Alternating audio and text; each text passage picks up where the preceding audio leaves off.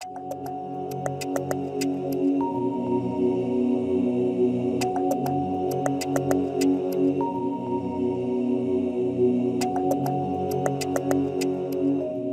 Students, welcome to the Megha Goswami classes. आज हम कर रहे हैं chapter 9 applications of trigonometry. Important chapter है। देखिए, इसमें एप्लीकेशंस ऑफ ट्रिग्नोमेट्री मीन्स आपने जो ट्रिग्नोमेट्री 8 चैप्टर पढ़ा है तो ट्रिग्नोमेट्रिक रेशियोज पढ़े, साइन, कॉस, टेन, थीटा, ये सब पढ़े। हम पढ़ेंगे अब उनकी एप्लीकेशंस, मतलब उनको हम प्रैक्टिकल लाइफ में कहाँ यूज़ करते हैं।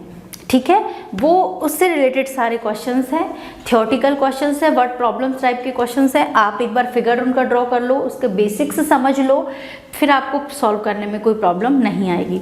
देखिए, उसके बेसिक्स में आपके दो टाइप के एंगल पढ़ोगे आप, angle of elevation and angle of depression. ठीक है, एंगल ऑफ एलिवेशन मीन्स कब बनेगा एंगल ऑफ एलिवेशन? देखिए, जब ऑब्जर्वर यहाँ हो, सपोज ऑब्जर्वर यहाँ है, यहाँ से देख रहा है, ठीक है, तो ऑरिजोंटल लाइन कौन सी हो जाएगी? जो उसकी आंखों के सामने लाइन है, स्ट्रेट लाइन, वो हो जाएगी ऑरिजोंटल लाइन। और ये ऑब्जर्वर देख रहा है ऊपर की तरफ। ये सपोज एक बिल्डिंग बना दी हमने और इस बिल्डिंग के टॉप पर कुछ है, ठीक है, या तो कुछ कोई विंडो है या कोई चीज़ है, उसको ये ऑब्जर्वर देख रहा है। क्लियर? ऑब्जर्वर कहाँ है? नीचे देख रहा है ऊपर, यानी लाइन ऑफ साइट, जो इमेजिनरी लाइन बनेगी। सपोज आज मैं ऊपर की तरफ अभी मैं देख रही हूँ, तो जो इमेजिनरी लाइन बन रही है, मैं जिस पॉइंट पर देख रही हूँ, ठीक है, वो क्या कहलाएगी? Line of site. ओके, और जो मैं सामने देखूं, ये स्ट्रेट लाइन मेरे सामने की, ये क्या कहलाएगी? Horizontal line. तो हॉरिजॉन्टल लाइन और लाइन ऑफ साइट के बीच में जो भी एंगल बनेगा वो कहलाएगा हमारा angle of elevation. Clear? Angle of elevation means जब ऑब्जर्वर नीचे से ऊपर की तरफ देख रहा हो, जब हम हेड उठा के देखेंगे किसी टॉप पॉइंट को, तो वो कहलाएगा हमारा, वहाँ पर बनेगा हमारा एंगल ऑफ एलिवेशन। कौन सी दो लाइन के बीच में बनेगा? Horizontal line and line of site. Clear? दूसरा हमारा आता है angle of depression. Angle of depression कब बनेगा? जब ऑब्जर्वर हो टॉप पर, यानी वो नीचे की तरफ देखेगा। ठीक है, जब ऑब्जर्वर हो टॉप पर, सपोज ये बिल्डिंग है, यहाँ पर ऑब्जर्वर और किसी बॉल को देख रहा है। क्लियर? ये ऑब्जर्वर, तो ऑब्जर्वर के सामने वाली जो स्ट्रेट लाइन है वो हॉरिजॉन्टल लाइन हो गई उसके लिए। लाइन ऑफ साइट मतलब जो इमेजिनरी लाइन एक बॉल तक, वो यहाँ से उसकी आईज किसको देख रही हैं? बॉल को देख रही हैं। तो यहाँ से इस पॉइंट तक क्या कहलाएगी वो लाइन? Line of site. मतलब कौन सी लाइन के थ्रू वो देख रहा है, किस लाइन के थ्रू वो देख रहा है, वो कहलाएगी लाइन ऑफ साइट। क्लियर? तो लाइन ऑफ साइट और हॉरिजॉन्टल लाइन के बीच में जो एंगल बनेगा वो कहलाएगा एंगल ऑफ डिप्रेशन। क्या यहाँ पे थीटा मैंने माना है, तो ये कहलाएगा एंगल ऑफ डिप्रेशन। समझ में आया? डिप्रेशन मीन्स जब वो ऊपर से नीचे की तरफ देख रहा हो। एलिवेशन कब आएगा? नीचे से ऊपर की तरफ देख रहा हो। एलिवेशन मतलब ऑब्जर्वर नीचे रहेगा और टॉप पॉइंट पर देखेगा। डिप्रेशन में ऑब्जर्वर टॉप पर रहेगा और वो नीचे पॉइंट पर देखेगा। क्लियर? तो ये तो हो गया एंगल ऑफ एलिवेशन। इसमें एंगल ऑफ एलिवेशन में तो आप समझिए, देखिए डायरेक्ट हमको ये बेस, हाइट, ये हाइपोटेन्यूज और ये 90 डिग्री, ठीक है, तो ये जो थीटा हम इसमें डायरेक्टली निकाल सकते हैं। लेकिन इस क्वेश्चन में क्या रहेगा? देखिए, हमारे पास सपोज कोई बिल्डिंग है, बिल्डिंग की हाइट गिवन है, हमको बॉल से बिल्डिंग के फुट तक की डिस्टेंस गिवन है, ठीक है, और हम इस थीटा का यूज़ कैसे कर सकते हैं? समझिए, एंगल ऑफ डिप्रेशन के लिए हम क्या करते हैं? देखिए, जो हॉरिजॉन्टल लाइन है, ये लाइन पैरेलल हो जाएगी इसके बेस के, बिल्कुल, ठीक है। ये सपोज हो जाएगी हमारी ट्रांसवर्सल लाइन। तो ये जो थीटा है इसको हम यहाँ भी मान सकते हैं ना, alternate angle, alternate interior angle, ठीक है। ये लाइन और ये लाइन पैरेलल लाइन हो जाएगी और ये एंगल इसके इक्वल हो जाएगा। कैसे? सपोज ये एंगल 1 है, ये एंगल 2, तो एंगल 1 और एंगल 2 क्या हो जाएगा? थीटा। तो जब भी हम क्वेश्चंस सॉल्व करेंगे ना बच्चों, तो उसमें एंगल ऑफ डिप्रेशन में हम ये वाली चीज़ को एंगल ऑफ डिप्रेशन मान सकते हैं। उसका मतलब ये नहीं है कि एंगल ऑफ डिप्रेशन और एंगल ऑफ एलिवेशन सेम हो गए कि भाई हम नीचे से ऊपर देखने लग गए। बात, क्वेश्चन हमारा वही कहेगा कि ऊपर से नीचे ही देख रहे हैं, ठीक है, लेकिन उस एंगल को हम यहाँ लेके अपना क्वेश्चन इजीली सॉल्व करेंगे। क्लियर? चलिए अब चलते हैं हम एक्सरसाइज 9.1 पर। चलिए स्टूडेंट्स, क्वेश्चन नंबर 1 करते हैं हम एक्सरसाइज 9.1 का। A circus artist is climbing a 20 metre long rope which is tightly stretched and tied from the top of a vertical pole to the ground. AC suppose, हमने AC suppose किया है जो रोप है, ठीक है। AC क्या है, लेंथ ऑफ द रोप, ये गिवन है हमको 20 मीटर है और ये टाइटली स्ट्रेस्ड है। एक तो ग्राउंड पर इसको बांधा गया है और एक इसके टॉप पॉइंट, कोई पोल है उसके टॉप पॉइंट पर इसको टाई किया हुआ है। Find the height of the pole, आपको हाइट ऑफ द पोल, तो पोल कहाँ है, ये 90 डिग्री बना रहा है जो ग्राउंड से, ठीक है, ये निकालनी है, इट मीन्स AB निकालनी है।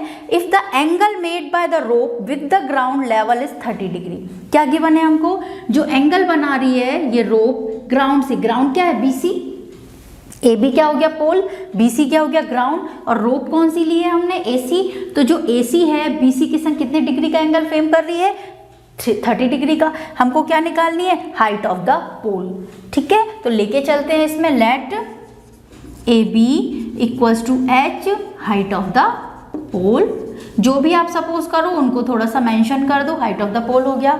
AC क्या है, height of the, length of the rope, length of rope कितना दे रखा है हमको, 20 मीटर, क्लियर। BC हो गया हमारा बेस, हाइट ऑफ द पोल। निकालना क्या है हमें, BC नहीं, हमको क्या फाइंड करना है, हाइट ही फाइंड करनी है, clear.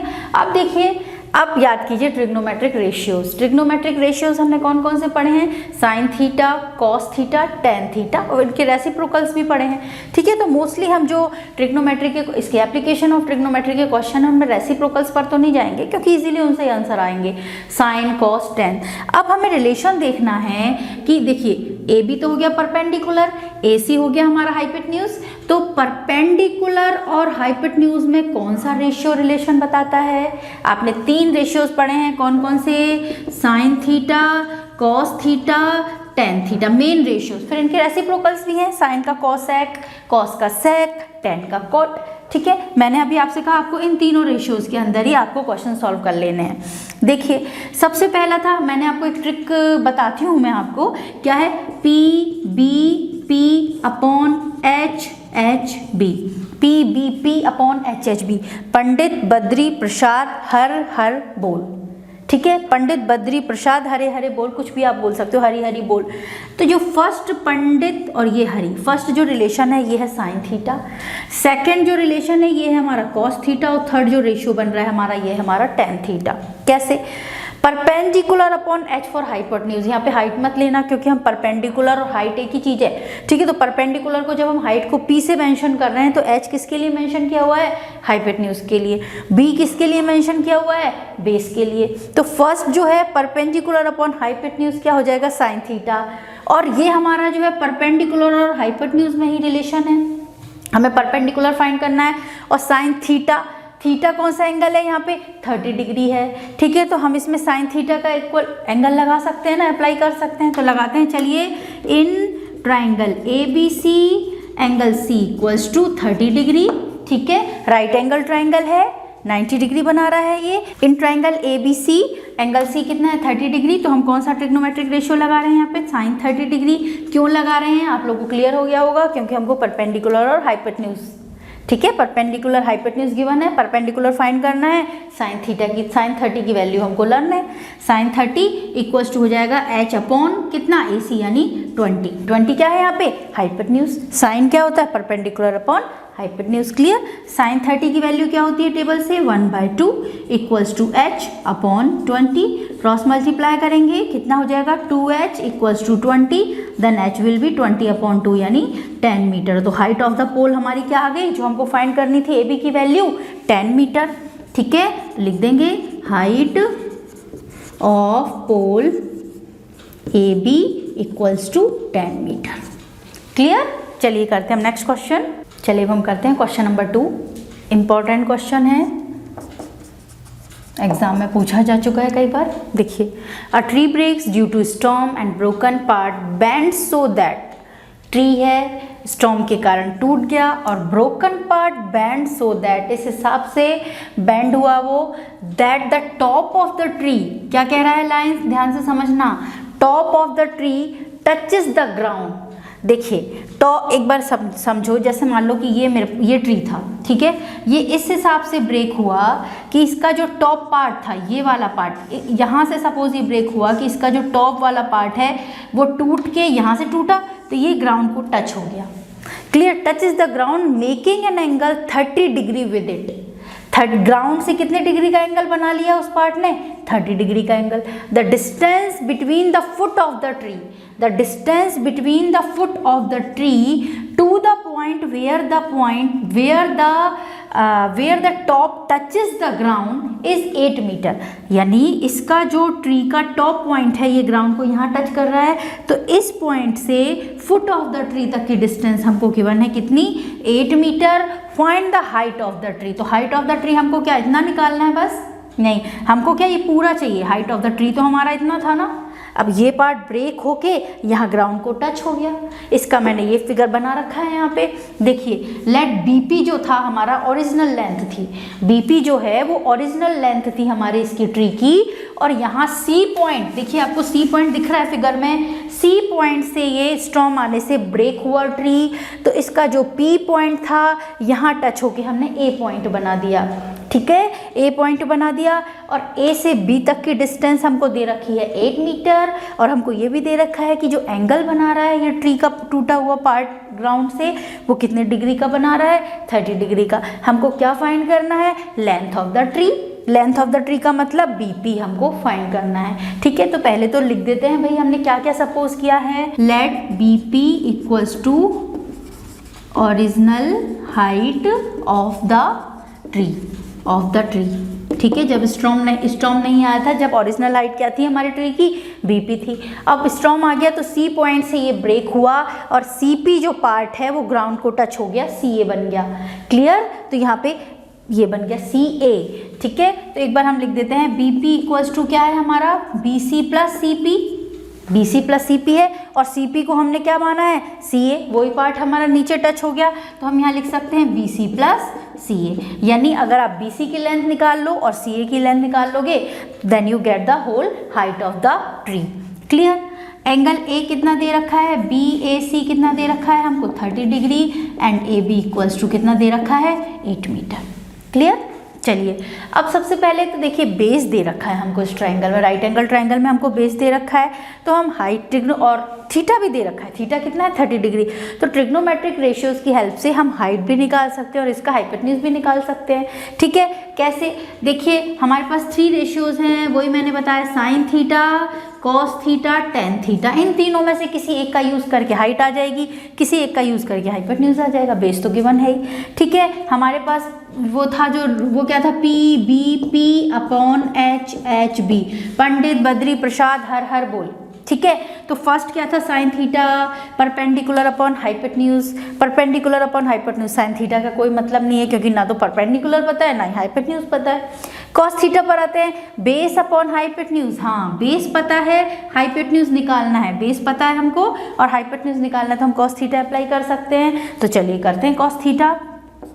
In triangle A B C cos theta कितना है, 30 डिग्री, 30 डिग्री क्या हो जाएगा, बेस 8 मीटर, 8 अपॉन हाइपोटेन्यूज क्या हो जाएगा, AC, तो AC ही मेंशन कर देते हैं, ठीक है। cos 30 की वैल्यू क्या होती है, √3/2 equals to 8/AC, cross multiply करेंगे तो √3AC equals to 16, then AC will 16 upon √3, clear. 16 upon √3 किस में आएगी हाइट, मीटर में आएगी AC, इक्वेशन 1 कर देते हैं इसको, ठीक है। अब हमें क्या निकालना है, हमारे पास AC आ गई, ठीक है। अब हम BC कैसे निकाल सकते हैं, BC भी हम बेस की हेल्प से निकाल सकते हैं, कैसे, tan थीटा क्या होता है, परपेंडिकुलर अपॉन बेस, परपेंडिकुलर क्या है BC, बेस क्या है हमारा AB, तो इसमें tan थीटा अप्लाई करते हैं। नाउ tan 30 डिग्री कितना हो जाएगा, BC upon AB, BC upon AB मैंने कैसे लिया, परपेंडिकुलर अपॉन बेस से, किससे लिया मैंने, परपेंडिकुलर अपॉन बेस से, ठीक है। tan 30 डिग्री की वैल्यू क्या होती है, 1/√3, BC की वैल्यू हमको फाइंड करनी है, AB हमको पता है 8, क्लियर। क्रॉस मल्टीप्लाई किया तो BC कितना हो जाएगा, 8 अपॉन √3 मीटर, क्लियर। इतना समझ में आया। अब हमें क्या निकालना है, यहाँ पे हम देके चले हमको BP फाइंड करना है, तो BP किससे आएगा, BC प्लस CA की लेंथ से, तो करते हैं चलिए, BP यानी कि height of the tree, height of the tree कितना हो जाएगा, AC प्लस BC, AC या CA एक ही चीज़ है ना, तो BC कितना आ गया हमारा 8/√3 और वो कितना आ गया 16/√3, ठीक है। 8/√3 प्लस 16/√3 एलसीएम ले लेंगे, √3 एलसीएम, ऊपर डायरेक्ट प्लस हो जाएगा, कितना हो जाएगा 24√3। क्लियर। रेशनलाइजेशन कर लेते हैं इसका, क्योंकि नीचे रूट में आ रहा है तो √3 का मल्टीप्लाई ऊपर, √3 का मल्टीप्लाई नीचे, 24√3/3 कट जाएगा, 3 8 जा 24, तो आंसर क्या आ गया हमारी height of the tree 8√3 metre.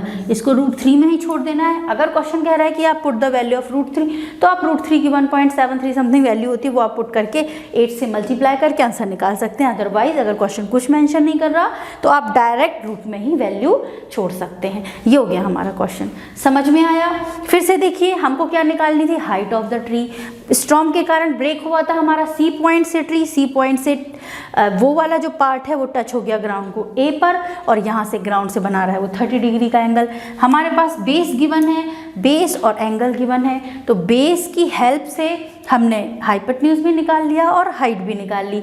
कौन से दो रेशियोज की हेल्प से, एक तो cos 30 डिग्री और एक tan 30 की हेल्प से, और दोनों को ऐड कर दिया तो हमारी total height of the tree आ गई। क्लियर।